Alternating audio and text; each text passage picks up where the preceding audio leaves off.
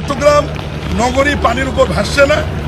চট্টগ্রাম নগরী শুষ্ক মৌসুমে যেরকম থাকে, শুষ্ক মৌসুমে যেরকম থাকে সেরকমই আছে। আপনারা যেভাবে নিউজটি করেছেন সামাজিক যোগাযোগ মাধ্যমে যে চট্টগ্রাম শহর পানির উপর ভাসছে, আমি চট্টগ্রাম এসে ঘুরে দেখলাম সন্ধ্যার পর থেকে চট্টগ্রাম শহর পানির উপর ভাসছে না। চট্টগ্রাম শহর সুন্দর আছে, যেরকম ছিল সেরকমই আছে। হঠাৎ করে অতি বৃষ্টির কারণে কিছুটা পানি জমাট বাঁধলেও সঠিক সময়ে পানিটি নিষ্কাশন হয়ে গেছে।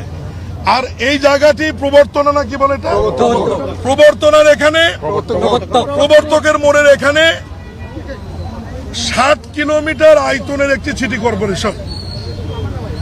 আমরা পায়ে হেঁটে যেটুকু পানির মধ্যে আমি হাঁটলাম, এটা 60 ফুটও হবে না, সর্বোচ্চ 30 ফিট জায়গা হবে। আমি নিজে পায়ে হেঁটে এর মধ্যে দিয়ে আসছি, এক গোছা পানি হবে।